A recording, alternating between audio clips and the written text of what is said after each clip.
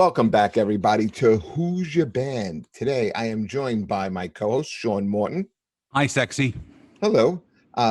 Sexy. He's feeling good. He got some sleep last night. It's very rare. Very rare that I Very sleep. rare.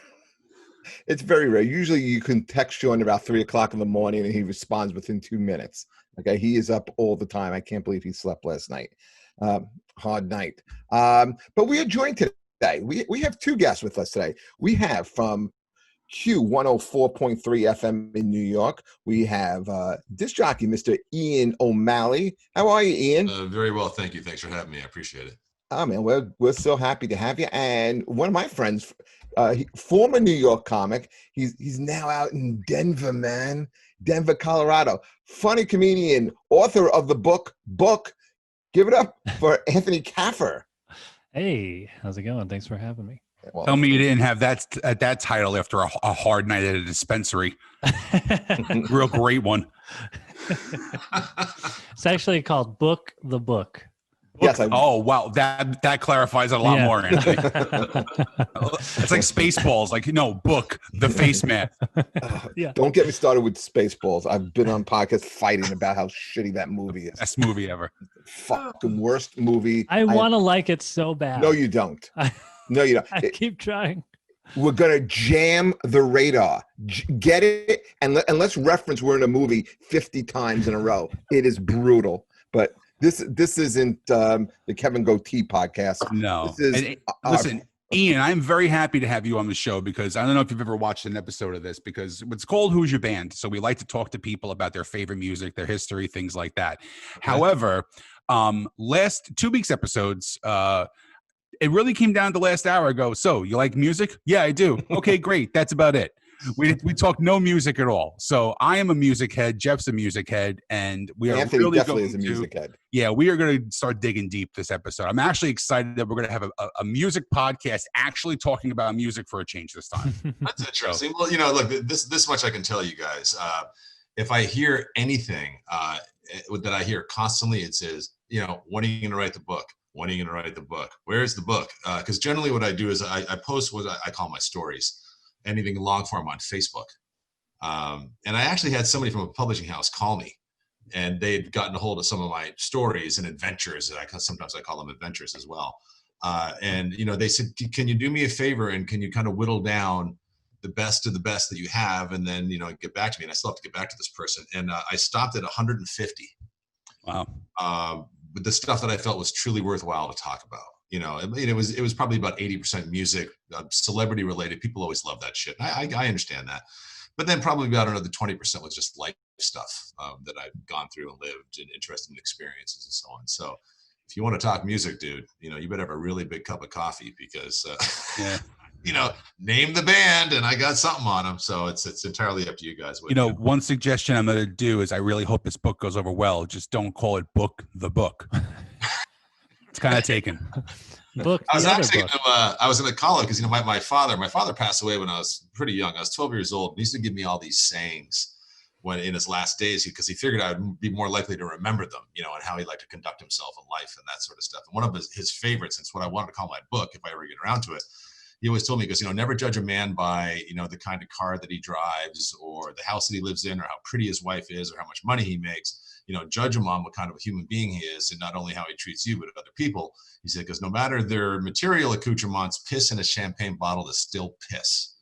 And I just always believed in that. That's what I want to call the book. Piss in the champagne bottle is still piss. That's a great that's a great working title, I got to tell you. Yeah. I like to call it putting lipstick on a pig. There you go. Or I could always call a book the book, volume 2. Volume 2. So you guys know what Ian is basically known for? He's known for a lot of things, but you know what he's known for? He is the guy. He is the DJ that introduced Nirvana to New York. Wow. Yeah, that's true. I mean, if you want to hear the story, I'll give you the story. Yeah, let's hear it. Of course we do. And first of all, let me preface this and give a disclaimer that it isn't because I have, what they call great ears in the music industry, or, hey, I'm the guy that gave you Nirvana. there's no doubt about it. I am the guy that broke Nirvana without question, but it was purely by absolute fucking luck. Sorry, excuse my language. Are we allowed to swear in this program? Absolutely, Ian. We've all cursed 3 times in the 30 seconds we've been on the air. So go ahead. Just double checking. Yeah, so I'll give you the synopsis of it. I used to host for quite a number of years a show called Metal Shop, and Metal Shop was a hard rock heavy metal program. And What station was that on? That was on NEW. It was on WNEW-FM. I was going to say, you're like one of those DJs like in the heyday with Carol Miller and Carol, Scott Muni, and I mean, working at NEW was just an incredible experience because for many, many years it was the 800-pound gorilla of rock radio. I mean, it was literally Mount Olympus. Absolutely. There was every DJ that was on that station was literally famous except for me, my dumb ass, and then all these famous DJs that I had long heard of well before I even got to NEW. But what NEW gave me, because I had a hard rock and heavy metal background besides just being a rock DJ, was the show called Metal Shop. So I used to host Metal Shop, and obviously, being New York City based and having the size of the listenership we had, and when we got every big name imaginable was clamoring to come on this program because, literally one play of the new song from Def Leppard or Judas Priest or whoever was, equal to 50,000 anywhere just because of the size of our audience. It was gigantically popular. And I'm not saying that because of the charming Irish company. I'm saying that because at this time, especially in the early mid 90s, hair metal was still very big. Grunge was about to hit. So it just had an incredibly loyal and dedicated audience, which it still does to this day. So anyway, the record guy, the local record guy from the label, which I'm not wrong at the time, I think it was Geffen, came up, and he was bringing some new singles of the bands. And the thing that he wanted to promote was the new song by Whitesnake. Now, Whitesnake was obviously a staple on Metal Shop. I've always liked Whitesnake. I think they have great music. I mean, they were very, very big at the time. You'll remember like Still of the Night and songs like that. That were, Is This Love? Here We Go Again. They had a lot of hits. So he's like, I got the new Whitesnake. I'm like, awesome. And now keep in mind, this is back when we had CDs, so we didn't have internet, obviously. This must have been 91 or something, I think. And so he has all these CD singles, and I see this one CD single for this band called Nirvana. Now, Nirvana did have an album before that called Bleach that, got played in some college radio, but there was no big hits on it. It didn't go anywhere. Obviously, it was Nevermind that blew this band up, that's how the public got hip to it. There was some hip college kids that knew Bleach, but the general public had no idea who the fuck Nirvana was, nor I. So he says, okay, here's a new Whitesnake. And I said, okay, well, what's up with this band? What's up with this Nirvana band? And he goes, well, there's somebody that's going to, they're going to be a big priority for the label in about a month. But I thought I'd, just bring it up anyway. And don't forget, well, here's the new Whitesnake. I said, okay, well, what's up with Nirvana? Let's give them a listen. So I listened to them in the radio industry, what they call in queue, which means off air. So I put it in the CD player, and there was another song playing, Priest or whatever it was, during the show. This was live during the show. And I listened to it, and all I heard was the opening guitar, and I'm like, okay, this is not really going anywhere. And then the drums hit, and then it just fucking exploded, the song. So I was almost physically reacted by this song because it was just so gigantic and big and completely different than anything I'd heard. The last time I got a reaction when I was soon to play it on the air to a song like that was in Boston. I was the first guy to play Welcome to the Jungle from Guns N' Roses. Again, purely by mistake. And the audience completely flipped out wondering, who's this band? What is this song? So I said to the label guy, I said, okay, we're going to play the Whitesnake, obviously, but we got to get a reaction on this Nirvana song. It Smells Like Teen Spirit. So I put it on the air, and the phone lines went absolutely insane. And I ended up playing it, I think, 2 more times during the show, just because people wanted to hear it again. I was the only one that had it, so they're like, God damn, man, play that Nirvana song again. Now, it's funny because that song was an incredible experience to debut it by luck. But the thing that really made it interesting was also the song that blew up hair metal, and in many ways blew up Metal Shop, because we played a lot of hair metal-ish bands. We would play Rat and Warrant and a lot of these kind of pop hard rock bands. But then when grunge came around, which Nirvana was really kind of at the forefront of, then it wasn't cool anymore. So I just remember getting phone calls from a lot of these hair bands, so to speak, that I'd become friends with, and then saying, Ian, what the fuck is going on? Nobody, our attendance is down, our record sales are down. you know, and I'd say, guys, it's because this whole Seattle sound, because then you started getting bands like, you know, Pearl Jam all of a sudden exploded. You know, Mother Love Bone, Alice in Chains, Soundgarden was huge. So it just wasn't hip anymore to like these bands. And a closing of this very long-winded story was interesting. I got invited to Saturday Night Live. I don't know if you guys remember when Nirvana first played Saturday Night Live. Yeah. Well, the same record guy said, look, you know, I want to bring you to Saturday Night Live to see Nirvana, but I'm going to bring you to the rehearsal. That'll be cooler because there's not anybody in the place. And you can check them out, and, you know, they wanted to say thanks and whatever for, you know, playing them or being the first round, whatever. So I said, that sounds like a good time. So I went. So they were finishing up, I think it was Smells Like Teen Spirit, if I'm not wrong. And there was, you know, a few techs running around the place and some lighting people and sound people fiddling and shit. But otherwise, the stage area, there wasn't a lot of people in there. And there obviously was no audience. This was during the afternoon. So they stopped, and the label guy went up to the band members. And I met Chris, who's the bass player, and I met Grohl, who's obviously a very big rock star now on his own. And Grohl was just typical Dave Grohl, very, very friendly and kind of like the puppy of the band. Like, hey, man, you know, this is awesome.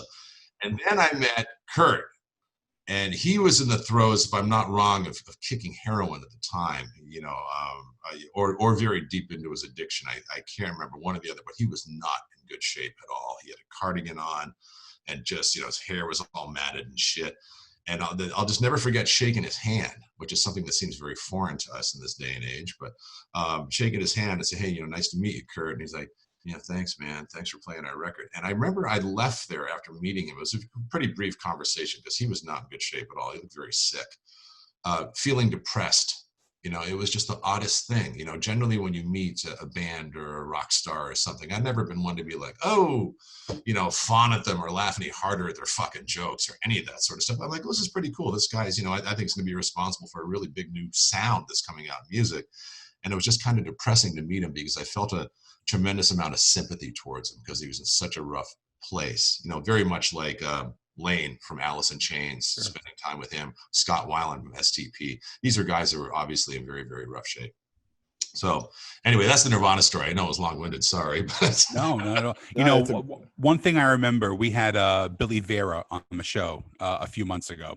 And one of the things, you know, we obviously asked him who's their band and whatever. And one thing that he said, which I thought it actually blew my mind. He goes, you can listen to music your entire life, but you're never going to appreciate the music you did as you did when you were 13 years old. I agree. And that stuck with me. So then I started going back and I'm realizing that when I was 13, I was the hair metal kid. You know, it was all about Guns N' Roses, you know, Bon Jovi, Skid Row, Warrant, all of that. And I can vividly remember, and I've always been a music fan since, you know, my mother took me to a concert and she was pregnant. And I think she saw the Commodores and she goes, as soon as the music started, I was kicking her stomach like crazy. So it's been from the womb that I've been a music fanatic. I could vividly remember being in high school. I was right in the beginning of sophomore year and loving the hair metal as much as I did. The first time that I heard Smells Like Teen Spirit, it was one of those few moments in my life that I truly always remember. I may have heard it on 104.3. It was definitely on the radio. And I heard that and I said to myself, music is officially changed. Oh, yeah. Oh, yeah. And you know, I have been a Nirvana fan. I mean, I was the kid who was going to Bleecker Bob's on Bleecker Street in New York and buying every single Nirvana bootleg that was out there when you could buy the bootleg CDs. And, sure, yeah. You know, I still have 60 or 70 live concerts and all the outtakes and the covers and all that stuff. He single-handedly killed hair metal. Oh, I mean, it was, but the thing that was, it was so quick. I'm just going to say that. So Ian. Vicious, you know, it was just absolute. I mean, it was the most unfucking cool thing imaginable to be into these bands anymore that you once were. And look, I like a lot of these bands still. You know, I'll get in the car and I'll say, you know what, I just feel for some Rat and Roll, you know, and I'll put on Round and Round and it sounds awesome. Yeah. But, you know, the fact remains is that all of a sudden it wasn't cool. And, you know, Sean, as you mentioned, you know, when you're anywhere from 12 to 13 years old, which is when kids generally get into their genre of music that they like and they take it real serious, you know, 12 to 16 years old, it's not only what you're listening to, it's how cool what you're listening to is. And it just was not cool anymore to be into Warrant. No, Warrant, Bon Jovi. Bon Jovi, John's a very smart guy, though. They survived. He's separated himself very Oh, much from the. And he adapted his sound so many times too. I mean, he's gone from the hair metal to the pop metal to country pop. Now he's kind of circling back towards more of a Dylan Springsteen sound, which is horrific. Number one, but he did adapt, and that's why he has longevity. Mm-hmm. Yeah, no, and he's just a very bright guy. Good songwriter, bright guy, but really separated himself from that. The bands that survive are a lot of the classic metal bands. Like Judas Priest. Even a band like Tesla survived because they're just much more of a kind of a real rock band. They weren't. Oh, I love them. There was no hair and makeup and that sort of stuff. The Poisons of the world are a very good example. And then Bret Michaels, I've always found to be one of the nicest guys in rock and roll. So I actually felt for him, and I used to run around with him a lot. And just go to strip clubs and goof off and that sort of shit together. And a very, very pleasant guy. But he was feeling the same sting. He's like, God damn, man, I've never seen anything like it.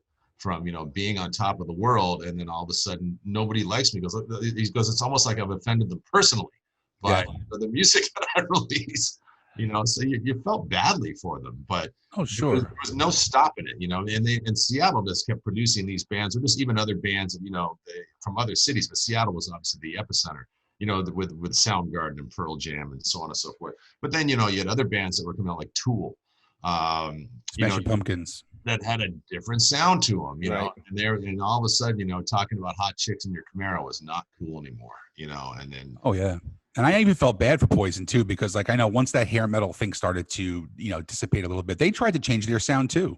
Mm-hmm. They put out that Native Tongue record with Richie Kotzen playing instead of CeCe DeVille. And that is a really solid album that just came out at the worst possible time. And and you nailed it. And that's very, very true. And Sebastian, like Skid Row, they were never really a hair metal band. They were marketed that way, I think, when they started with the first album. I Remember You and Youth Gone Wild and all that sort of stuff. But if you listen to an album like Slave to the Grind, it's a killer metal album. I mean, oh yeah, absolutely heavy. So I don't think Sebastian, who I've got quite a number of stories with, I don't think he ever wanted to be considered a hair metal band at all. That wasn't his thing whatsoever. So some bands were strategic about it, some others weren't. They weren't. I mean, if you look at Guns N' Roses too, like in the Welcome to the Jungle video, Axl has the hair teased up to freaking heaven. You know what I mean? They're the furthest thing from a hair metal band too, but I guess it has to do with the marketing and trying to fit in with the times and stuff. But I think they killed that really, really quickly. Oh yeah, did they ever? But hair metal went down, like you said, Ian, really fast. Like you had bands like Twisted Sister and Rat that were playing arenas, and 6 months later, they're playing 2,000-seat venues. And then having a hard time selling them. You know what I mean? When you say fast, I just want people to know how fast it really dissipated from. Now, Anthony, coincidentally, your band is Nirvana, right? Yeah, Nirvana is they're the band that made me want to be a musician. I think it was that New Year's Eve concert that they did on MTV. I think it was 93. 93. Yeah, that's a great show. And I was like 9 years old at the time. So I mean the concert's great. And then I just remember at the end they start smashing all their stuff. And I was like, that's what I want to be. I want to be those guys. And that was why because I had been into music, but Nirvana was like, that was the first band that felt like it was mine. Like my mom was into music, like the Ramones and the B-52s and David Bowie and stuff like that. So I grew up with all that kind of stuff. But when I heard Nirvana, I was like, this is mine. And that's a great point, because I felt the same way. And again, I'm a little bit older than you, but when, Nirvana came out, everybody loved it. I beat it to death. I really did. And then In Utero came out. And to me, great album. you take my favorite album of all time. Me too. You take Smells Like Teen Spirit out of the equation, as it's one of the greatest rock anthems of all time. In Utero is by far their best album. Yeah, by far. I mean, some of the stuff on that album is just they took Nevermind to a different level, and they also tweaked some things too, and really found their groove at that point. But when In Utero came out and Nirvana was as big as they were at that point, I saw them in their last show in New York City, and they were playing multiple nights at Roseland. Roseland, I snuck into that show. Yeah. But why were they playing Roseland? Why were they big enough at the time to play Madison Square Garden or a bigger venue, or did they just choose the intimacy and just decide to do multiple nights? Oh, I think it was the intimacy without question. And you know what I think it was? I think it was definitely, you know, look, Kurt ran the show in that band. Everybody knew that. There's no doubt about that. You know, he ran the show. I think it was his giant fuck you to the corporate world. You know, their management said, guys, you know, you can do 3 nights at the Garden and sell them out. And he's like, I don't want to do that. You know, You couldn't believe that they were that big and they're playing Roseland. Like you could stand in the back and it was still really good seats. Well, everyone was standing anyway. Didn't make a difference. And seeing them live, and they were a 4-piece at that time because they had Pat Smear's in the band. I wanted to ask you, Ian. So you break Nirvana. Does radio still have the power to break bands? I think so. I mean, look, you know, this is the thing that we're dealing with now. It's why working radio. I've been, you know, I started radio when I was in high school. So I've been in a very, very interesting. Where did you grow up? Prince Edward Island, Canada, which is kind of like the Rhode Island of Canada. I mean, I worked, you know, my first radio station was a little tiny AM radio station playing Helen Reddy at 3 a.m. That's far. And I was in junior high school, and I was an Iron Maiden fan and Van Halen freak. So you can imagine what it was fucking like for me playing I Am Woman at 3 a.m. on a school night, you know. So I even asked my boss, like, you know, what do I do? How do I get off of this? And he says to me, get better. And I said, well, I'm going to get better. But anyway, to answer your question, Jeff, I think radio definitely, without question, still has that the capability. Here's the difference. This is something I get asked a lot. As I mentioned, you know, from when I started radio, this is back in 82, 83, to now, I've been part of some of the greatest technology changes in the business, you know, where it was just albums forever. You know, they started out in 45s. I played 45s. You know, I don't even know if you guys know what fucking. Of course we know what 45s are. You know, okay, little 45. Remember that little thing you had to put in the middle? Yeah, sure. Yeah. That little thing. You know, lots of guys, you know, wear it as a necklace sort of shit. And then, you know, then it was LPs. And then when CDs came into play, that was a big deal. Then eventually we went to computers. And then all of a sudden, you know, social media and the internet and Sirius XM and Spotify. And so what you have now is you have an amazing number of outlets for people's attention. But it's odd, you know, we've just read a lot of studies, and I'm not here to defend commercial radio, but it just, people still listen to it a lot. And I think what it is the localization of it. I don't care where you are. If you grew up with a rock station, you're likely at some point during the week to tune into it. Sure. You know, like a classic rock station, we're obviously not going to break a lot of bands anymore. When I was at NEW, we broke a lot of bands. I mean, a shitload of bands. NEW was totally responsible for breaking. Where you work now, do you still put a little bit of time aside for new music? We still do, but it's generally going to be the people that you know. You know, hey, here's the new Tom Petty. You know. Not anymore, obviously. Or we might play something for this new Wildflowers release that he came out with. It's you know, magical. That whole release is just magical. Oh, I mean, Wildflowers to me is just about as good as it gets. But do you give a new band like the Struts a chance? No, but we do have a show on Sunday nights called Out of the Box with a fella named Jonathan Clark, and he plays all new music. I mean, he'll play everything, you know, from the Struts to, you know, to any number, you know, some local stuff even here and there. But he played, you know, the new Tool. He'll play a lot of different stuff on that. But that's pretty much the only outlet for it, you know, unless you're an established artist. But there's no doubt about it that a radio station like Z100 or so on, that is just, you know, it's a gigantic radio station with still a huge listenership. Sure. It will break new bands. But what you do is you have more choices now to go to, because I think when you get stuck in with the Sirius XM or a Spotify or a Pandora, is you're generally listening to the genres that you want to listen to, and you can really target. You know, I listen to a lot of different kinds of music. I like blues, I like singers and standards, I like classical, I like Pantera and Motorhead, heavy metal, all sorts of different stuff. And there seems to be an outlet for that on almost every channel. Whereas, you know, radio, like a pop station like Z100, they might not be breaking Nirvana in this day and age, but they're definitely playing a lot of new music and they have a lot of influence.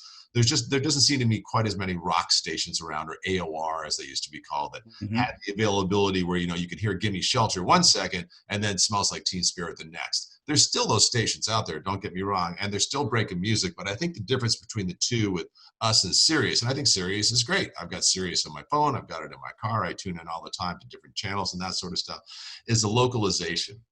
People like familiarity a lot. So if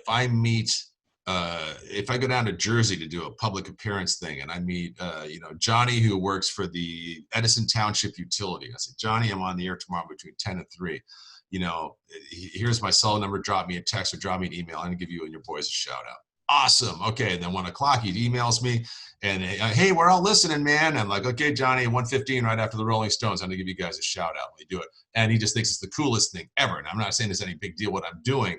The point I'm trying to get at is it's real localization and family sort of stuff. And you can't do that on Sirius. That's why I've never worked for Sirius. I think Sirius is great, but I don't like doing pre-tape radio. I like the live in the moment sort of stuff that you can do. Agreed about the live in the moment. Yeah, even though I like a lot of the music, I'm not hearing any of it because all I'm doing is going into Sirius and saying, okay, you're coming off, Steely Dan, Reelin' in the Years, and then you're introducing, Led Zeppelin, The Battle of Evermore.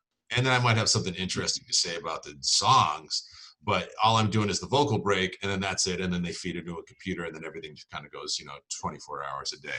I like the immediacy of radio. I miss a lot of that with now because it's much more corporate. There's no doubt about it. It's big business, gigantic advertising budgets and that sort of stuff. But, it's still a lot of fun, and I still get a charge of hitting that mic, being on Q in New York City, which is essentially the biggest rock station on the planet.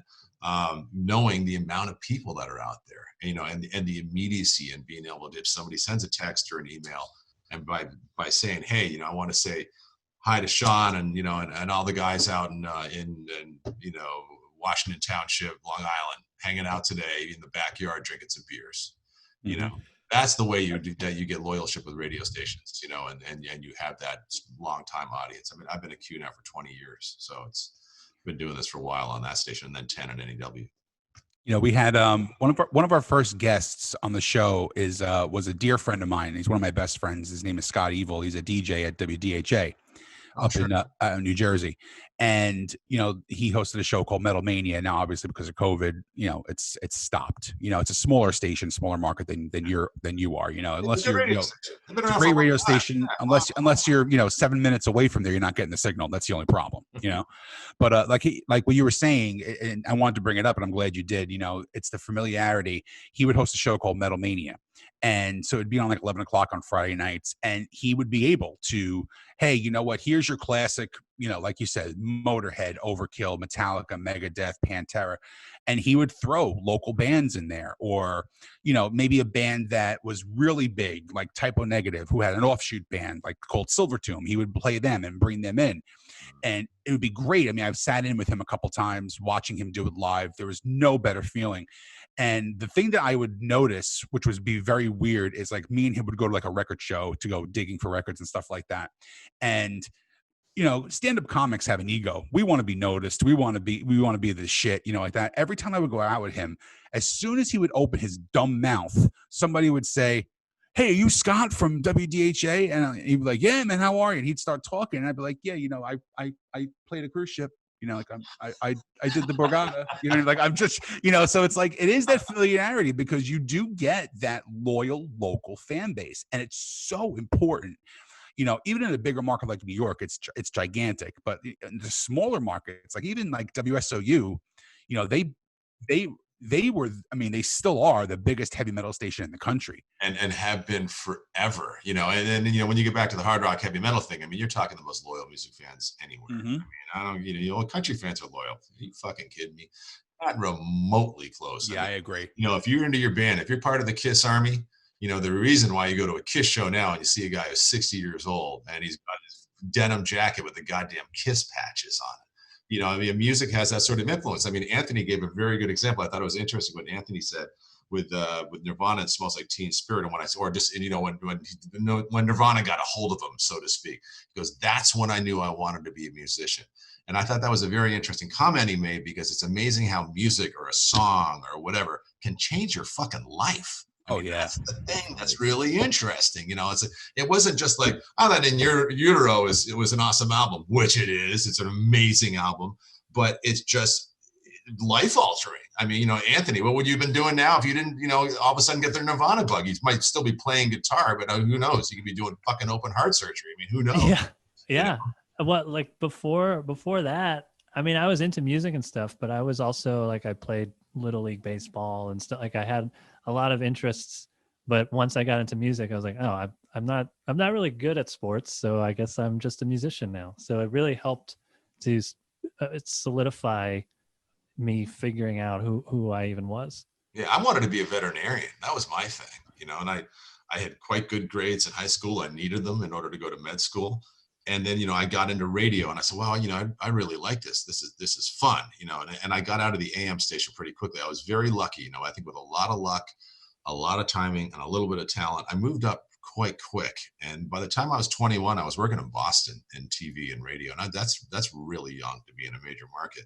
And my whole attitude the entire time was like, I'll give this radio thing a try. And, BFD, if it doesn't work out, I'm still a young guy. I can just go to university. I'm just starting a little bit later, and then, I went backstage in the Van Halen 1984 tour and I said, there is no fucking way that I study 16 hours a day of the goddamn endoplasmic reticulum and fucking med school. When I'm looking at David Lee Roth with a top hat on and 6 chicks lined up against the wall, all with their shirts off, and he's having a big titty contest. I'm like, what are you going to do? I'm like, I'm sticking with this radio thing. And then, by the time after that, I was at 25. That's when I got hired at NEW. That is pure stroke of luck. In New York, and I just celebrated. You sent in an audition tape, didn't you? Yeah, it was weird because that's a weird way of getting a well, it was I'm a highly superstitious person. I don't know, maybe it's my Irish background, but I really am. A lot of everything happens for a reason, and I really think that the fate can play some pretty interesting games because WNEW FM in 1989 was just it's hard to describe the power that this radio station had, the DJ. Was it bigger than PLJ? It was bigger at the time for sure. Yeah, without question. But PLJ, I remember for a stretch, PLJ was the preeminent rock station in New York for a while. But by the time the late 80s came and through the 90s, it was NEW. Why did PLJ fall off? I wasn't there at the time. I don't know. I don't know if it was, if all of a sudden they started playing the same music too much. That was what I was trying to say before, because that was always the knock on free FM radio, that, they were going to play Skinner, Freebird, Zeppelin, Stairway to Heaven, the Kinks, Lola, and you're going to hear the same 40 songs over and over again. Well, so didn't a lot of the DJs from PLJ go over to? Yeah, we did. If I'm not wrong, we had. There was a real murderer's row of DJs, people that are well known.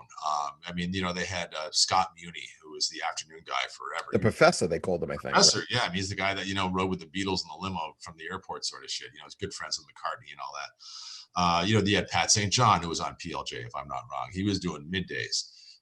You had Carol Miller, who was doing nights.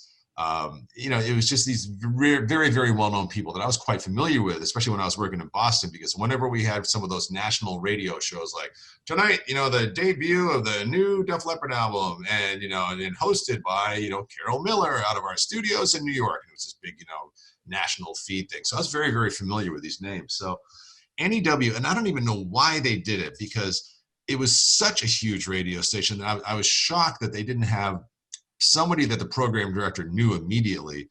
Who was the program director at the time? A guy named Dave Logan. Okay, I've heard of him. Yeah, Dave Logan was, I think, back in Chicago. So he's the guy that I'll be forever indebted to.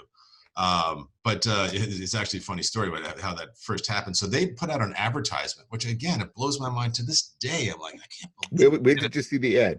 Like R&R. It's called Radio and Records. It's a trade. Yeah. Well, I used to work in A&R. That was my first job actually out of college. I used to work for CBS Records. Oh, okay. So then you're well familiar with R&R, yes, which was the Bible.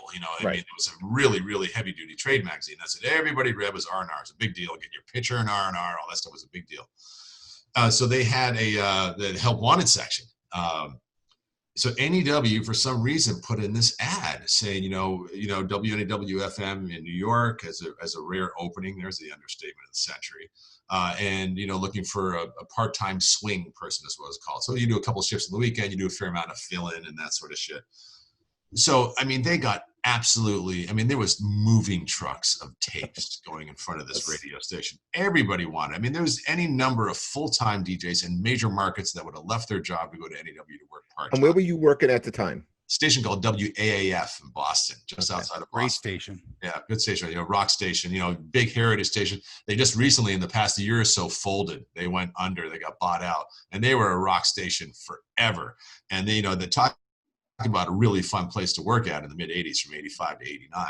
So, I see this ad for NEW, and I'm like, what the hell? I might as well just send a tape. Who wouldn't want to work at the biggest station on the planet?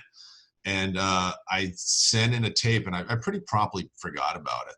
And then about 2 weeks later, my phone rings, and my buddies, we were pretty infamous for busting each other's balls and playing pranks and shit.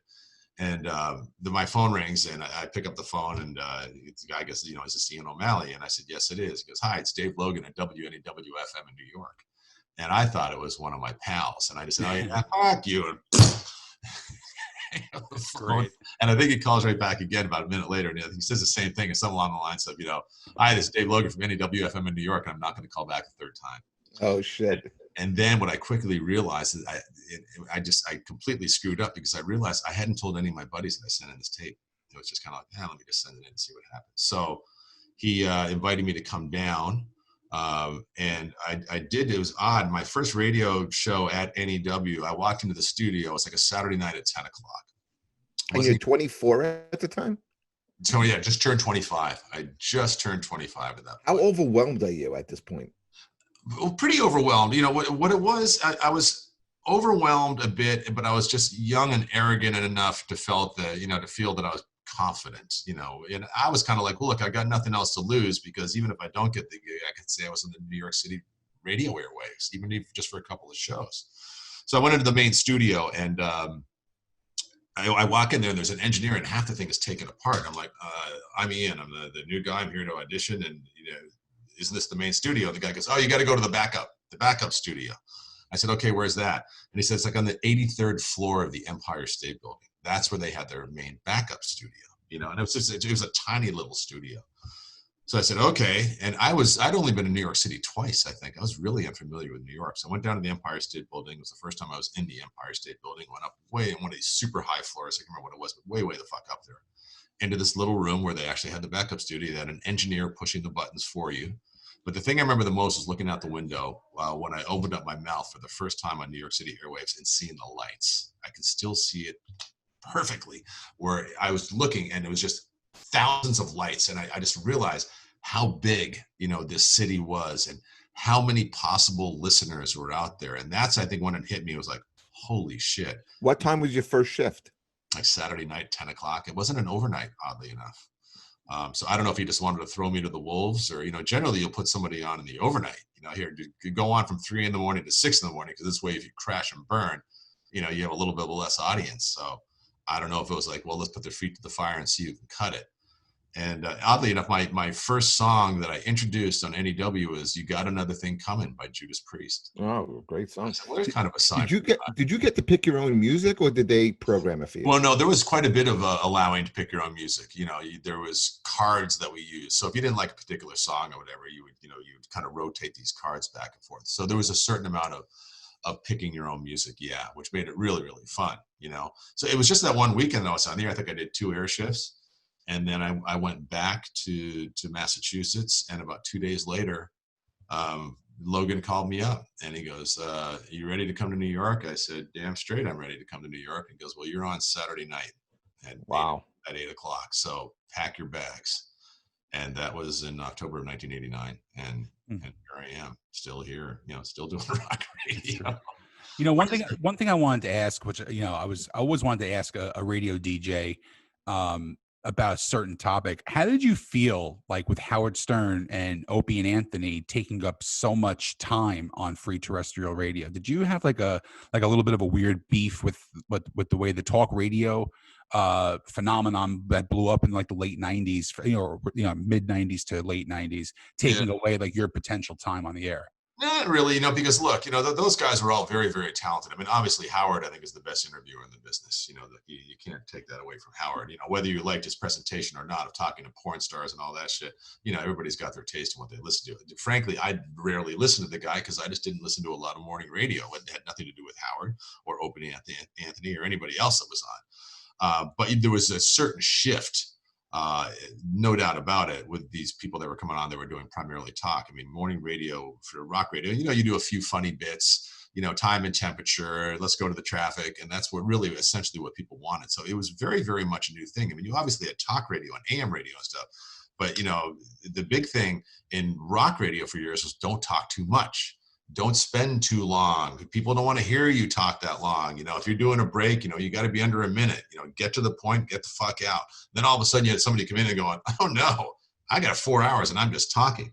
But if anything, it goes to show not to underestimate the smarts and really in a lot of ways, the brilliance I think that Stern had or has of keeping an audience engaged for 4 or 5 hours, just talking. I mean, that is remarkable to me that they can do that. And then they do it very, very well. Opie and Anthony had their stick, when they were together. And I think Anthony's still doing some stuff. And I think Opie is as well, if I'm not wrong, on Sirius or one of their own channels. It was an entirely different beast. But to me, it didn't bother because they were generally on in morning drive or afternoon drive. So it didn't really affect me. Personally, I just kind of kept plugging along and doing my thing. But there was no doubt about it. It was different. What it was affecting was the other people that were doing mornings. Because these guys are getting very, very big ratings, and radio, and look, radio is driven by ratings. As I tell people, I said, radio is not in the business to play music; it is in the business to play commercials. Yeah. And they'll play fucking Russian polka music if they think that's going to get them a 10 share. It doesn't matter. It's ratings, and these guys are getting huge ratings. And I say good for them. I'm still a music guy at heart, so I kind of feel bad, like shit. Morning drive, that's a chance for to play some really cool stuff or to maybe break a band or something like that. And that's taken away. But again, the radio station is going to stick with who drives the ratings, and Howard Stern obviously had ginormous ratings when he was at K-Rock, and Opening and Anthony, they had pretty strong ratings too. I wasn't at NEW at the time when they were there. I just left when they came on. But, fortunately I went, right back to rock radio, to Q, shortly thereafter. And I've been there for 20 years, 10 years in NEW, 20 at Q.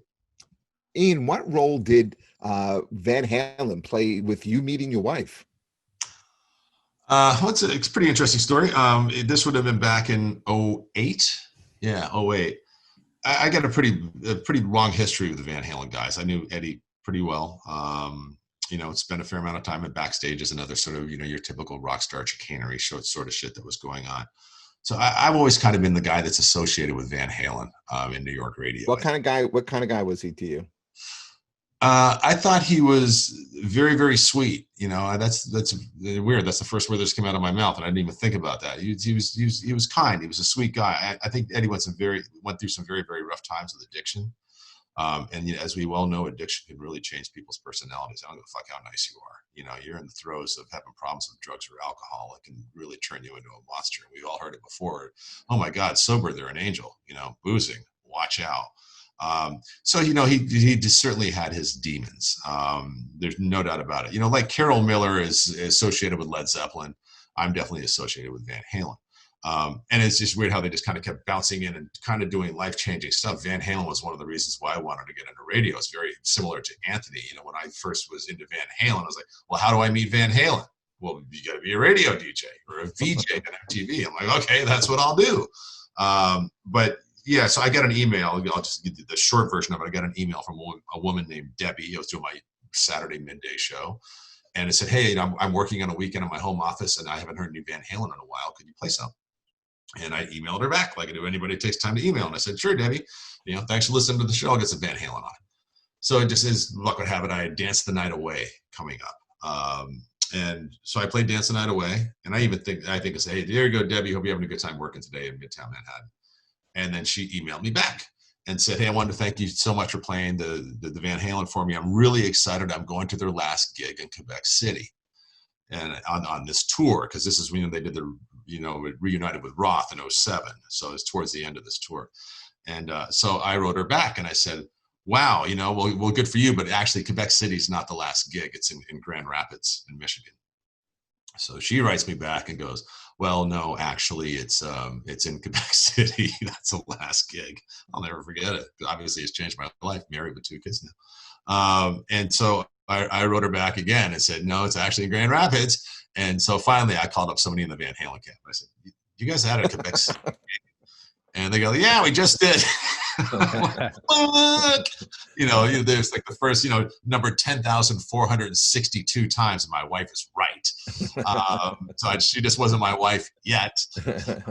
So anyway, it started a very long email relationship for about 3 months, and I always had a rule of never dating listeners because I thought it was fucking cheesy. And especially when the internet age came around, it was pretty tempting because, you get some females that say, I always enjoyed your show, or I like your voice. And, here's a picture with me, in a bikini with a German Shepherd. Well, that's pretty fucking interesting. And I still said, don't go there. The old play Misty for me sort of shit. But, Debbie and I corresponded, and the email started getting longer and longer. And we just had a lot in common. We had a love of Van Halen. We had kind of the same politics, so to speak, or the way we go about life and treat people and that stuff. And finally I said to her, hey, Deb, what do you say we just go out and have lunch? At the worst comes to worst, I figured I would have a good friend. I knew I'd be friends with her. And a year later, we were married. Wow. And now we got 2 kids and a dog and living in Connecticut. So here's a little addendum to the story. Speaking of which, Van Halen, I was trying to think of what to get her for a wedding present. She got me a really lovely watch. And I'm like, well, I better fucking think of something here that's, original, instead of, here's a gift certificate. And, so I actually contacted Eddie's wife, Janie. I said, Janie, I need something. She's like, what do you need? And I'm like, oh, what I need is an autographed guitar from Eddie to Debbie. And she's like, okay, send one of his guitars, and I'll get him to take care of it. And he did. So I've got a guitar here. I can actually show it to you if you want. Yeah, we'd love to play it. See what I'm talking about. Oh, hang on, my knees are a little old. See, Anthony, this is what happens when you come on this show. So here's a guitar. Look at this. So there's Eddie's signature. Hold on, am I right? Yeah. Yeah, we see it. It that. says to Ian and Debbie, Dance the Night Away on 10309 Eddie.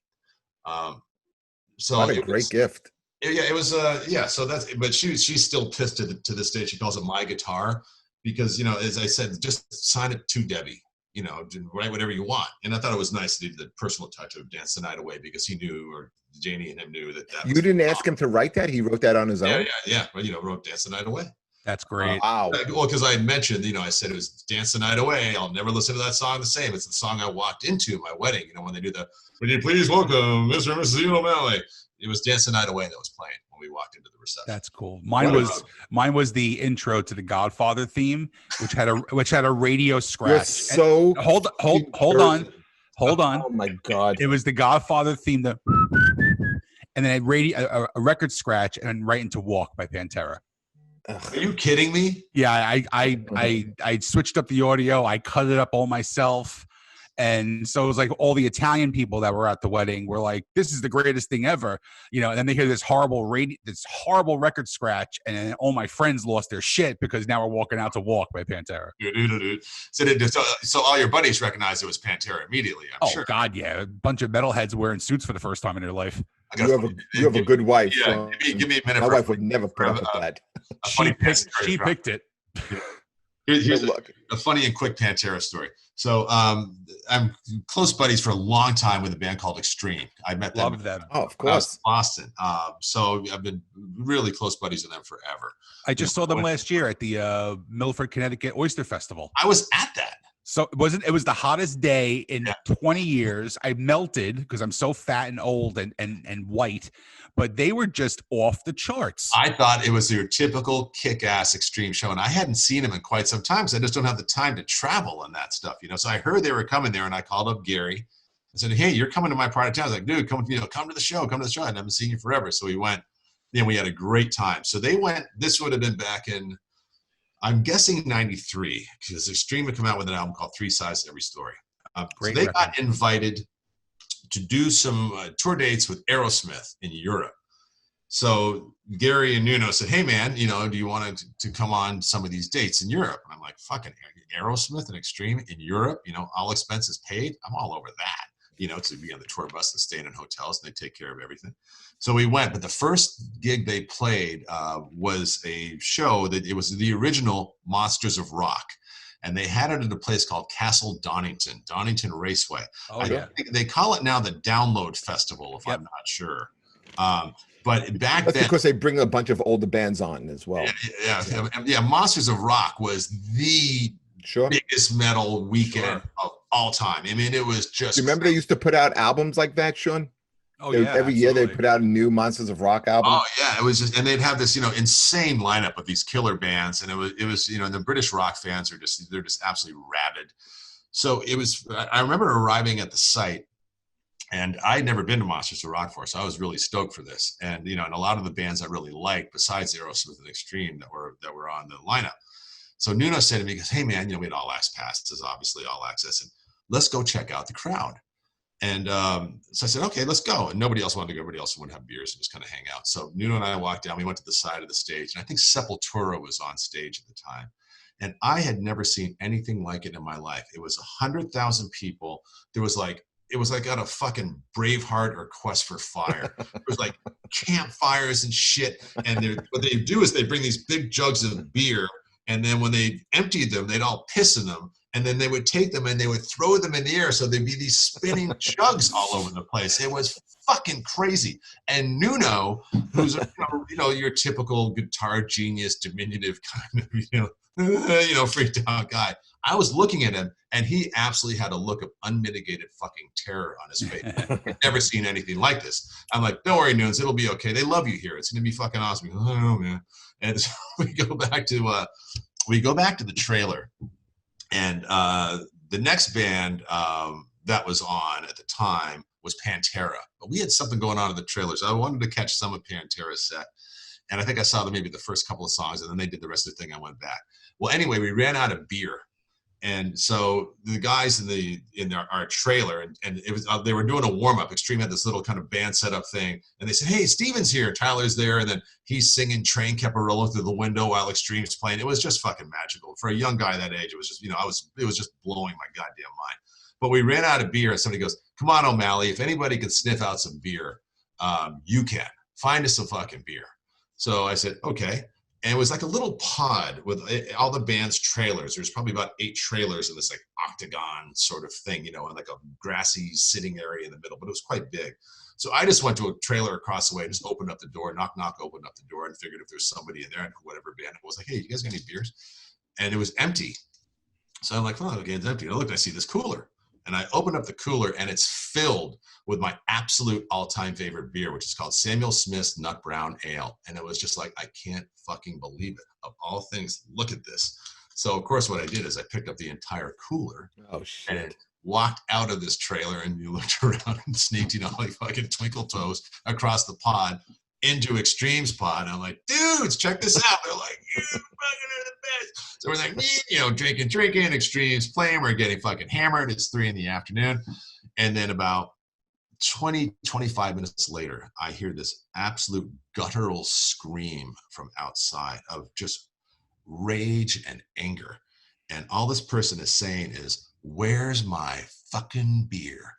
But louder and louder, and just like they're about to murder somebody. "Where's my fucking beer?" Scream. And I take the curtain and we look, and it's Phil Anselmo. Yeah. Era. It was his fucking beer, and he wasn't having it that somebody stole the beer. And I actually ended up telling him a few years later. I said, "Do you remember being at Donington and somebody stealing your beer?" He's like, "Yeah." And I said, "That was me." He's like, "Motherfucker." And then we went back out. The ending of this story with Donington, which another thing I'll remember. So Extreme goes to play. They were number 2 in the bill. Aerosmith was number 1. And so, like, "Okay, guys, it's fucking showtime." So we went. They were super well received. Extreme was gigantically popular in England, and they still are. They'll still play an arena if they go there and play. So Gary says to me, "Hey man, why don't you just sit in like the side of the drum riser?" I'm like, "Well, that'll be pretty cool watching the show." So I said, "Okay." So I'm sitting on the side of the drum riser, and the band is fucking playing. I'm not like right in the front of the middle of it, because people would be like, "Who's this asshole sitting in the middle?" But I'm right in the side, a little bit out of views away, but I could get a full view of the band playing and the crowd and all that shit. And Gary's a very, you can attest to this, Sean. He's all over the goddamn place. Oh yeah, absolutely. He's a fucking jumping bean when he's playing live. He's a really great performer. And so he's doing this kind of funny dance. It's not like typical. So Nuno goes into a guitar solo, and Gary literally, he walks over, and I'm gonna go like this, and he walks over and he leans in. I'm like, "The fuck are you doing? What's up with this weird leg movement that you're doing?" And he just screams in my ear. He goes, "There's a giant shit right next to my microphone stand." So somebody somehow threw a dump up on the stage because I'm just trying to fucking avoid stepping in this goddamn thing, and that was Donington, in a nutshell. That's great. It's so weird what goes on at these festivals, because I'm a huge festival person. And I flew out to San Bernardino, California years ago for Knotfest, which was the Slipknot festival. And they broke it up into 2 nights. Like the first night was classic, where they had like the old schooler guys like the Danzigs and Testament and Overkill and Slipknot headlined. And then the next night was kind of like the new school, where Slipknot headlined, but it was Volbeat and Clutch and things like that. And one of the things they were promoting was, hey, we're going to have 55-gallon drums of flaming camel shit. And what did that entail? I was pretty fucking specific, Ian. They filled up fucking drums full of shit, and they were burning them all over this place. Now, I don't know if you've ever been to this amphitheater. It is one of the most magical places I've ever seen a show. Where was it? Which one? It was called the Glen Allen Amphitheater. So now I forgot what the name of it's now, but it's in San Bernardino, California. So you basically take a huge amphitheater, just like a Red Rock, but it's surrounded by the red mountains of like, the friggin' Mojave Desert. It is just a magical, magical place to see a show. You can watch this show and smell horse shit being burned. Why would you want to do this? I don't know, because Slipknot's a little twisted in the head to begin with, but that was like one of the big things on the poster. Now I'm going to see these bands. Wait, they advertise we're going to burn horse shit? They advertise they're going to burn camel shit. This is what I'm talking about. This is what goes on at these festivals. It is the greatest experience of your life, but you might get Ebola. Supply concept. They're not promoting with burning camel shit. No, they're sponsored by Geritol. That's a very, very different concert. I'm shocked they were even allowed to have that lineup in there, because lots of times those venues that I was thinking the same thing. Those festivals, man, I'm telling you one thing. It's remarkable if you ever get a chance to see what the place looks like the next morning. Oh, God. Well, yeah, because it was a 2-day festival. And so we came back, and let me tell you, that shit was tore up. Absolutely tore up. And Slipknot, too. I mean, the band with that 2 nights. Was Gore on the bill as well? I don't think they were, but they had 4 stages. That's how big this place was. I mean, like even the second stage was as big as any other stage I've ever seen in my life. And the small stages had like big bands like, Fear Factory and Killswitch Engage and, Shadows Fall. Bands that were really big. Not that long ago, only maybe 5 years ago. Maybe 5 years ago. But, the thing that I remember, I went back a couple years later and see System of a Down play there, which is one of my favorite bands. I love them. It's the best live show you're going to see as far as a hard rock metal band, in my opinion. And we saw them, and it took us 5.5 hours to get out of the parking lot, because you have to, they don't shuttle you like a lot of the places do. So we had to park 2 miles away in a parking lot. The VIP parking was sold out because, listen, I'm old and I'm fat, and I will pay the $40 for premier parking if I have to. I have no problem doing that anywhere. I do it at PNC all the time. All the time. It's totally worth it at PNC. But you don't have to pay for premier parking. All you have to say is, "Hey, I'm with radio," and they just let you go right in. That's the little secret. Or you could say, "Hey, I'm a famous comedian." Well, I am, Jeff. But anyway, Sean has used that shitty line to get better seats at concerts. I did. I said this. I'll say it again. I don't give a shit. You may be talk about the Irishman all the time. I can talk about my story. But you were never in the Irishman. Okay. I could at least. I was. This is gonna be one of the things we're gonna wrap. So what happened was, my buddy Scott, again, works at DHA. He says, "Hey, I got Metallica tickets for you." Awesome. Not gonna turn down a free concert. We drink all day. Second to last row in the place at Giant Stadium in MetLife. So I'm like, all right, this is kind of shitty, but we're here, Excuse me. Volbeat goes on. They're killer. I love Volbeat. Danish. Love them. We just had the guitar player on a couple weeks ago. Yeah, Rob. I love Volbeat. I listen to them all. Great band. And New York guy. Yeah, from the Bronx. So let's just say I had a few beers or two, Ian. And I'm sitting at the top with a comic friend of mine and Scott's sister-in-law and best friend. So, of course, the girls are like, "We have to pee." I'm like, "Okay, no big deal. We'll walk you down. We'll be gentlemen." We walk downstairs. I have the tickets in my hand. And I go, "Give me your other tickets." They give me the tickets, go to guest services. And they go, "What's the matter?" I go, we kind of need better seats. We're in the second to last row. And she goes, okay, is there a problem? So I look around and I go, I want to really blow this up, but I'm kind of a pretty famous comic. And this is her birthday, too. And she pulls out her license, and the girl says, are you really funny? I go, I'm damn funny. And she goes, all right, give me a minute. And she walks over. She hands me 4 tickets, and she goes, happy birthday. Give me some free tickets to a show when you're playing. And I look down. She upgraded us to 14th row on the side of the stage. You got to be kidding me. Because, Jeff, this is what happened. These are the perks, Jeffrey, of being a famous, funny comedian. But 2 of those things aren't true. All right, it was 13th row. Big deal. But I didn't want to brag. You know what I mean? Speaking of famous, funny comedians, Anthony Kapfer is a famous, funny comedian. What made you move to Denver, dude? Okay, so I was on tour last year for pretty much the whole year. And I was in Colorado for like a week, I think, doing shows. And I met my girlfriend in Denver. And so my plan originally was I was going to move to LA when the tour was over. But I moved here, about a year ago, I guess. And, just it was good timing because now nothing is happening anywhere. But we're gonna see what happens. I'm here in Denver for now, but hey, let me ask you this question, Anthony. I'm curious. You're talking about being on tour for a year. Yeah. You're obviously going around to different parts of the country.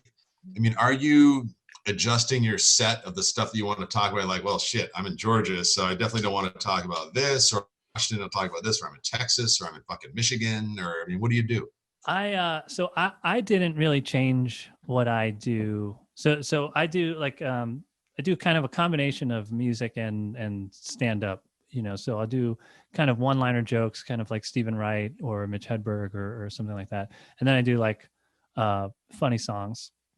You're a lot like Dimitri Martin. Yeah, Dimitri Martin, Zach Galifianakis with the piano and stuff like that.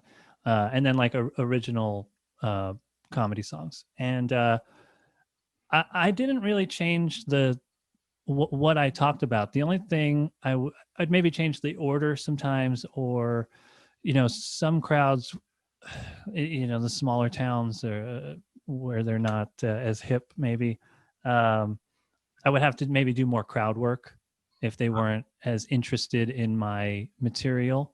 But I really tried to figure out how to make the same material work everywhere. That is such a key, Anthony. And I say that all the time. I say, I will, I work a lot of casinos, which is very, very different. You have to be kind of clean, stuff like that. But, I say that I won't ever change my set to anything. I will do the same set in Greenville, South Carolina, as if I did as if I was booked at the Apollo Theater in Harlem. Yeah. And that makes, that shows that your material is good, your material is solid if you can relate to anywhere. We're in a weird industry. Like, Jeff's a great comic too. I bust his balls all the time, but we're in such a weird industry where there's a lot of niche comedy. Like there's a huge influx of Italian comics. Some of them are funny. If you're in a restaurant full of Italians. Hey, my grandmother makes chicken cutlets. She takes them out from her cleavage. Hey. Yeah, exactly. It's all that shit. So like open the and close with that. Exactly. That's my opener. Yeah, but like you put them in Greenville, South Carolina, and it's like a fart in church. It's horrific.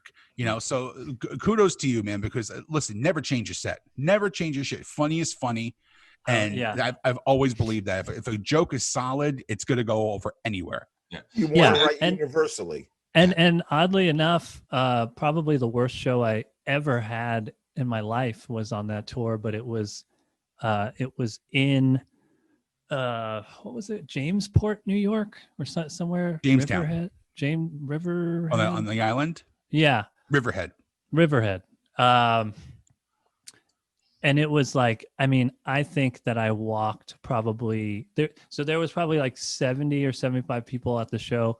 I think like 35 or 40 people left during my set, and I was headlining. So I was doing an hour, and they were leaving probably, I was probably 25 minutes in, and people were already starting to leave. It's a hard feeling, man. It really is. It's got to be. You know, I've always had a tremendous amount of respect for you guys and for what you do. I don't think I'd have the nuts to do it because, you know, I often get asked, you ever get nervous when you hit a mic? I said, not really. I'm not on long enough. You know, I mean, look, I realize there's 700,000 people out there, but I've actually said this to people. I said, you know what, the person you should ask is a stand-up comedian, you know, because you are by your fucking self, and that's and even when I MC a show, you know, it's always kind of it's a loaded audience for me because everybody's stoked to be at the show. So, you know, you can walk out there and be just like, Jersey, Friday night, baby, are you ready to rock? What happened to Ian? Hang on, hold on a second. My camera fell down. Sorry, boys. Yeah. That's what fell down. I thought it was just a little ceramic thing. Hang on. Yeah, I'm all right. Okay. Yeah, the camera on top of my thing. But anyway, so, you know, from even when I MC shows, you know, and I've been in front of 100,000 people, but I'm on there for 30 seconds, 45 seconds, you know, just warming them up, baby. You ready for Van Halen? Fuck yeah. You know, I could say you're all a bunch of fucking assholes. And it would still be like, yeah. You know, it doesn't matter. But I always had a tremendous amount of respect for you guys that, you know, that can go up there for 45 minutes, or even if you're doing a warm up, hey, you got 15, 20 minutes, you know, and it's just you and that mic. I mean, motherfucker. You know, if you're standing up in front of a crowd that just does not want to react, I mean, it's got to be a goddamn lonely place. There's no better feeling in the world, and there's no worse feeling in the world. Yeah. It's the only way I can describe it. The palm of your hand sort of thing, like when you're they call killing it. Oh, sure. I mean, there's always days where, you know, like, you know, your shit is just going and they're eating up everything. And then there's days where you're doing the same act and then there's people in front of you and they won't give you shit. I've had experiences where I've done an hour that felt 10 minutes. And I've had experiences where I've been up there for 2 minutes. And I said, that was the longest hour of my life. Yeah. You know, it's so, you know, and like, you know, it's so funny. Like you were talking about Riverhead, Long Island. That's a very tough market. It's, you know, yeah. And that crowd, the thing that was so weird about it was they were objectively wrong because they turned on me because there's like this big table right in the front and they were talking and stuff. And I was trying to be cool about it because I know you can lose the audience by trying to be too much of a stickler about making them pay attention. So I'm trying to be cool about it. I'm like chatting with them or whatever, but it was getting to a point where just at one point I was like, hey, if you guys want to talk, you mind just going outside? Because I'm just trying to do this show here. And then this woman was like, yeah, whatever, fuck you. And then so I started getting a little mad and I started kind of, you know, ripping on them a little bit.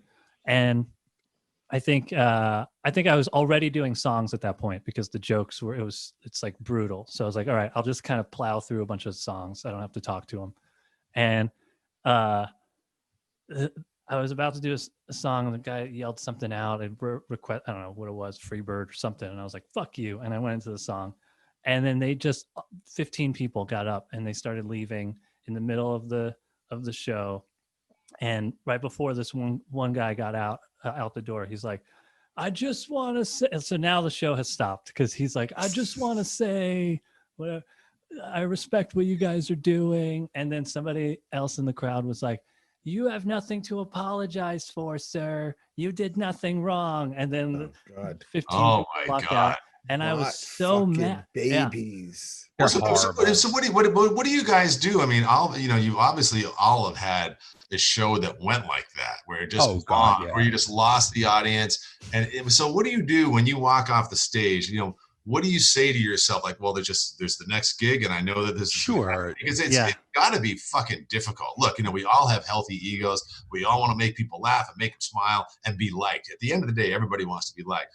I mean, so what do you do? What do you say to yourself after a night like that to kind of get your psyche back to where it's got to be? Because if you don't, and it gets in your fucking skull, you're in trouble. It does. There's times where you have to, if you know you're bombing because it's you embrace it. I've learned that. I've learned not to get in my head. And if I know, like there'll be times where I'm saying, hey, listen, you know what? You're not fucking laughing. You know why? Because I suck right now. And then you could turn them around like that. You know, you have hecklers that can really, really affect you. You mentioned Long Island. I never forgot this one gig.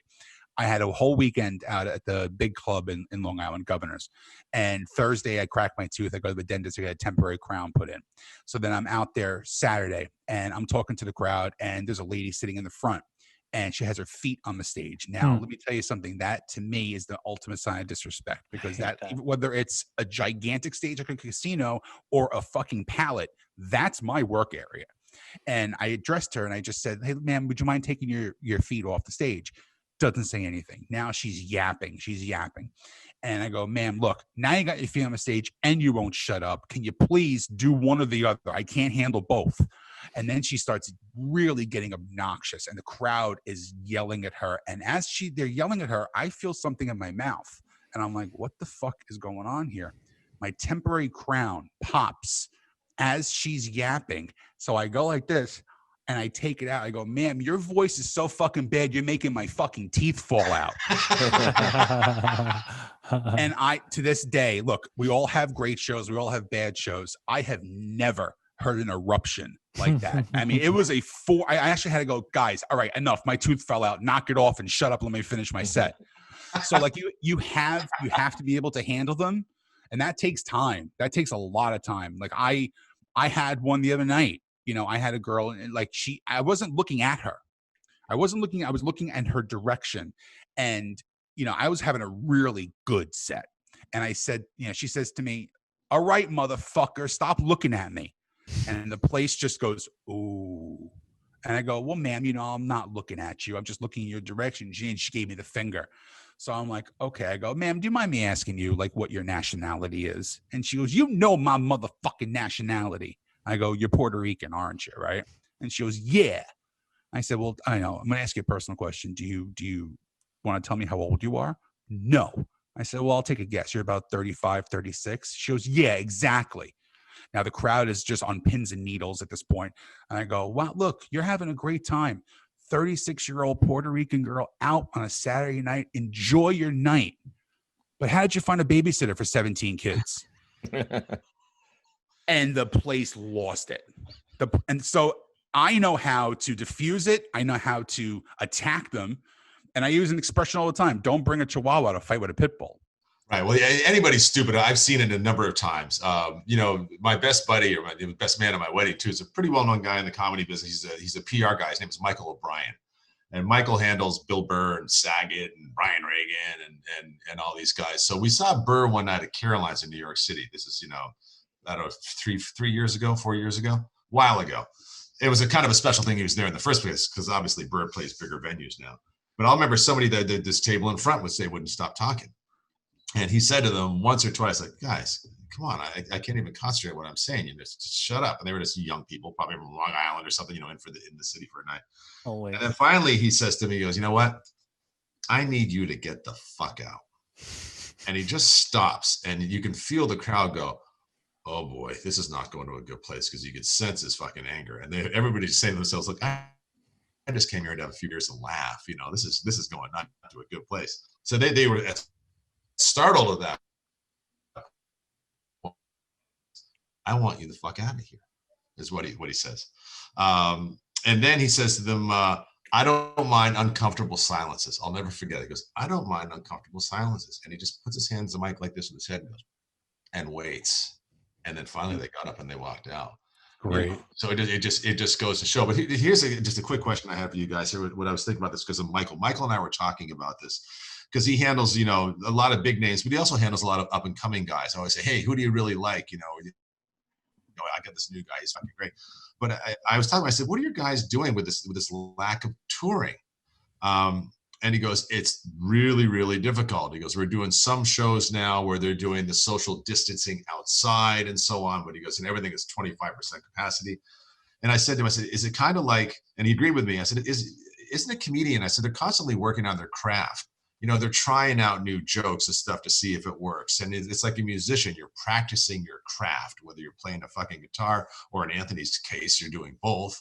And we're practicing your comedy routines. You don't got the audience, just you need the laughter of the crowd and that sort of stuff. Is it difficult that you're not able to go out and do this stuff? And what do? You don't have a venue to go to practice this stuff. You're just kind of doing it with friends and family?" No, no. There's a lot. There's still shows being done in New York, New Jersey. It's just weird. During the summer, Sean and I did a couple outdoor gigs together. There's bunch of stuff under tents. I'm doing maybe 2, 3 Zoom shows a week, and I'm getting up on like these patio shows and these shows in parks maybe about 5 times a week. So you're not getting up as much as you normally would, which makes it a little harder to work out new material. Takes a little bit longer because you may write a bit and you'll go up maybe 13 times a week and start to work on a bit. You don't have that luxury of doing that anymore, so it takes a little longer to bring along the newest stuff. But there are still opportunities. It's just not as many. And one thing that I found was very different. Jeff did say we do some outdoor shows, and I've done them. But here's the difference. If you're in a band or even just an acoustic guitar player, you can go outside at a winery and play some songs. People are going to love it. One of the fundamental things about comedy is 4 walls. You have to be inside a room because your voice bounces off the walls. The laughter bounces off the walls. It's a whole. You also don't want any distractions. Sure. Yeah, we've had them too. Like one of the shows that me and Jeff did, we've talked about before. We did a parking lot show where everybody was sitting in their cars. So you're not getting laughter. You're not getting clapping. You're getting car horns. So, which was so on a different level. Like of change, but we have to adapt. I mean, it's an art form, and we can't just be sitting around waiting for something to happen, because look, we can have things break open in a week, or it could feasibly be 6 more months. We don't know. So like I'm doing shows this weekend at a club that I've worked at for 10 years, and I have had some of the greatest shows of my life, and I'm terrified because it's 25% capacity and it's a big ass room. So you have 50 people there, and if half your audience is not laughing or clapping, you're going to hear it. You're going to hear it, right? When you have 200 people in there and 100 love it, you don't recognize the 100 people that aren't laughing or clapping. So it's interesting because we had I'm on the board of directors of a charity here where I live in Westport, Connecticut, a homeless charity, and one of our big fundraiser every year is a comedy show that we do. And we generally bring in a pretty big name comedian, sometimes an opener, but somebody that's relatively well known. And so this year they weren't quite as well known. We had 3 or 4 of them, but we did a Zoom thing with them, right? So, and a couple of them were in LA. I think one was in Nashville or something. We had them all feed into this. So there was no audience sound at all. But, oddly enough, I said, boy, this is going to be either, and we ended up raising a lot of money. A lot of people tuned into it. But I just thought it was going to be the strangest fucking thing I've ever seen, or I was going to love it. And from what I watched of it, I loved it. I thought it was really great because I'm so used to, especially running around with Michael for years, where we were, we weren't at a rock show, we were at a comedy show because of his work, and I love comedy, so I just thought it was great. But it's always, as you said, it's the 4 walls and feeding off the crowd and that sort of stuff, and building them up and bringing them down and building them back up and then killing it at the end. But not hearing any laughter whatsoever after the jokes. And I thought it was great because what I was hearing was my own laughter. The people that really killed it. I was just sitting there fucking giggling, and they did this, and there was absolute dead silence on their end. There was no crowd reaction or something, It was very kind of like a Mitch Hedberg or a Stephen Wright where, everything's really kind of deadpan because you're not getting that energy and hooting and hollering, yelling and that stuff at all. So it was all very kind of quiet and very dry, Drew Michaels did a comedy special like that, right, Anthony? Didn't he do I think so. HBO, that Harold Carmichael? It was like did he do something on FaceTime or something? No, he did a stand-up comedy show with no audience. Yeah, Maria Bamford did one too for only her parents sitting on the couch. Oh, yeah, and she did another one where it was just her with her dogs on her couch. Westport, let me tell you though, Ian, one of my favorite places to perform at is the Westport Inn in Connecticut. I've played there probably 24 times. I did New Year's Eve there. Oh yeah, and one of my favorite record stores in the world is the Vinyl Street Cafe in Fairfield. Oh, no kidding! Oh, wow. Okay, so you know this. I know that area like the back of my hand. Yeah. No, it's a great area. Well, keep in mind that Westport started out as an artist community. Sure. So there's it's obviously it's Fairfield County and all that sort of shit. So you get a fair amount of dough in this area, but it's still at its basis, I think it's very much an artist community. So people are very open to plays, comedy, the music. We've got the Levitt Pavilion here at the Playhouse, and we got all these different places. So people are very, very open to it. I've really been quite impressed of the events that I've gone to. The people, they're into it, man. They like it. And a Shake Shack. And we got a Shake Shack too. Yeah. So no, it's a really, really good place. You know, it's a good place to live. It really is. Before we wrap this up, one question for each of you. Let me start with Anthony. Okay, so Anthony, what you're in Denver now. Also, I just wanted to add this, by the way, Anthony and I worked together a ton of times at Greenwich Village Comedy Club. When he'd go up with his guitar and do his one-liners, he was unfollowable. No one wanted to follow this guy. He crushed more harder than anyone I've ever seen. He was absolutely amazing. But what made you want to leave the New York comedy scene? Because this is where comedy is, and you just like hit the road, and now you're relocated in Denver. Yeah, well, I mean, I went on tour really because I had to. It's hard to make a living. I was, kind of squeaking by the last couple of years that I was in New York, but I was always just really not making enough money. So I went on tour, and I was getting paid a little better, and I just. Who'd you go out with? It was me and Daniel Crow. He was Sure, I know Daniel. He was opening, and so it really was, it was just mainly that. I didn't necessarily want to come back after the tour because I just couldn't really think about struggling the same way after, doing an hour every night and then getting paid and, traveling and seeing the country or whatever, just coming back and just doing the same rooms, for less money. And then I just wanted to see if I could do something else somewhere else. And I don't know if you opened up a room out there, right? I did, but I'm not doing it anymore. That's a whole other. Denver's got a great scene with that Comedy Works club out there too, though. Comedy Works is great. I mean, it's weird because here all the comics talk about the scene like it's the best scene that there is, and I'm not buying it. There's nothing better than New York as far as anything, whether it's comedy, whether it's theater, whether it's radio, whether it's music, art, museums. There's nothing is better than New York City, and I will say that to the day I die. Yeah, one day we'll be back. Ian, one more question for you before we wrap this up. You have a great voice, okay? Obviously. Have you done any type of voiceover work? Oh, that's been my primary source of income for years. I mean, as of now, I got involved in real estate actually a few years ago, and I've been quite successful in it, which has been nice. Just because the voiceover industry got so diluted. What happened, what really hurt the voiceover industry was the amount of celebrities that got involved because they found out it was easy money. So, I can watch TV and watch one break of commercials, and out of those 5 or 6 commercials, 4 of the celebrity voices I can recognize. I go, yeah, oh, there's John Hamm, Mercedes. Yeah. Oh yeah, there's James Spader, Honda, or Budweiser, or John Cusack doing this. Yeah. So no, when I first came to New York, that was my voiceovers were my main source of income from '89 to '09. And then I moved to Connecticut, and I still have a studio here, and I still do voiceovers. But it's just not my primary thing now. Radio and real estate have taken over as my 2 primaries. But still book gigs, and done a lot of national campaigns. I was the voice of Saab cars for years.